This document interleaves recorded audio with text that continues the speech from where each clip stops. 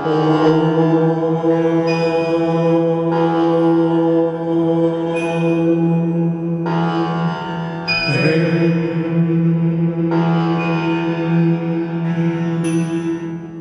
रूपी महारुद्र वज्र हनुमान मारुति वनारी अंजनी सुत रामदूत प्रभंजन महाबली प्राणदाता। नासिक के पास एक बहुत ऊंचा पर्वत है जिसका नाम है अंजनेर। ये माना जाता है कि यहीं से अंजनी नदी की उत्पत्ति होती है और ये माना जाता है कि इसी पर्वत के बिल्कुल ऊंचे शिखर पर जहाँ अंजनी का उगम है वहीं पर अंजनी ने अपने पुत्र हनुमान को जन्म दिया।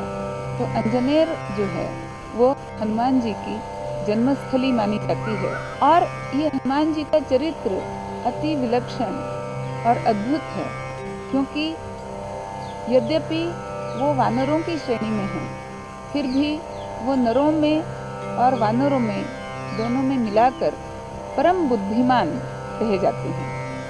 एक श्लोक कहता है कि मनोजवम मारुत तुल्य वेगम। उनका मारुति का जो वेग है, जिस वेग से वो भ्रमण कर सकते हैं, वो वेग मारुति तुल्य यानी हवा के बराबर है। वह वेग मनोजवम, वह वेग मन के वेग के बराबर है। इतनी तीव्र गति से जो चल सकते हैं, जो उड़ सकते हैं, आकाश में जो उड्डयन कर सकते हैं, ऐसे हनुमान जी मनोजवम मारुत तुल्य वेगम जितेंद्रियम बुद्धिमताम वरिष्ठम। वो जितेंद्रिय हैं, ब्रह्मचारी हैं और बुद्धिमानों में वो वरिष्ठ हैं। वातात्मजम यानी वो स्वयं वायु के पुत्र हैं और वानर यूथ मुख्यम, वानरों के वो मुख्य सेनापति हैं।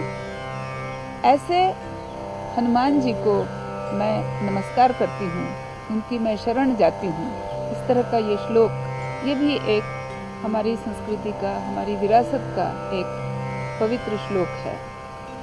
और ये कहा जाता है कथा में कि हनुमान जी जो कि स्वयं रुद्र के अवतार थे और बचपन में अतिशय उनके पास केवल वेग था, गति थी, ऐसी बात नहीं है। उनके पास शक्ति भी थी, उनके पास बुद्धि भी थी। बिल्कुल बाल अवस्था में उन्होंने सूर्य को एक लाल विशाल फल समझ करके उसको खाने का, निगलने का प्रयास किया और बहुत तीव्र गति से उड्डान करते हुए सूर्य तक पहुंच गए और सूर्य को लीलने लगे।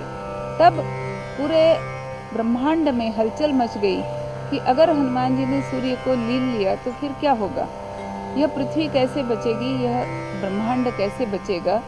और फिर इंद्र ने, कहते हैं कि अपने वज्र से हनुमान जी पर प्रहार किया और इस तरह से सूर्य का छुटकारा हुआ। वज्र का प्रहार होते ही जो हनुमान जी बेहोश हो गए और ऐसा लगने लगा कि वो शायद मृत्यु प्राप्त करेंगे। लेकिन तभी वायु ने इंद्र को धमकी दी कि इंद्र, तुमने मेरे पुत्र को मार करके अच्छा नहीं किया और अगर यह मृत हो गया तो मैं अपनी गति को अवरुद्ध कर दूंगा। और जिस ब्रह्मांड को बचाने के लिए और सूर्य को हनुमान के मुख से छुड़ाने के लिए तुमने वज्र का प्रयोग किया, तो उस ब्रह्मांड की गतिविधि को तो मैं ही अपनी गतिविधि रोक करके मैं ही इसको रोक दूंगा। तब सभी देवताओं ने हनुमान जी को यह वरदान दिया कि वे न केवल वे जीवित हो जाएंगे बल्कि वे चिरंजीवी रहेंगे। और जहाँ पर इंद्र ने उनकी ठुड्डी पर जो अपने वज्र का प्रहार किया, जिसकी वजह से वहाँ एक गड्ढा हो गया, जिसके कारण उनका नाम पड़ा हनुमान। भारत में गुरु शिष्य परंपरा का बहुत महत्व है। इसी तरह से भगवान और भक्त की परंपरा का भी बहुत ही अधिक महत्व है कि जब भरी राज्यसभा में उन्हें जानकी जी ने मोती भेंट किए, मोतियों का हार भेंट किया। तो हनुमान जी ने पूछा कि क्या इन मोतियों में राम बसते हैं? और जब उत्तर मिला मोतियों में राम कहाँ से आएंगे, क्या तुम्हारे हृदय में राम बसते हैं? तो कहते हैं कि हनुमान जी ने अपना सीना चीर करके, अपनी छाती चीर करके दिखा दिया कि वहाँ पर राम लक्ष्मण जानकी विराजमान थे। तो ऐसी ऐसी भक्तों की कथा जो हमारे देश में हमारी संस्कृति का एक अभिन्न हिस्सा है।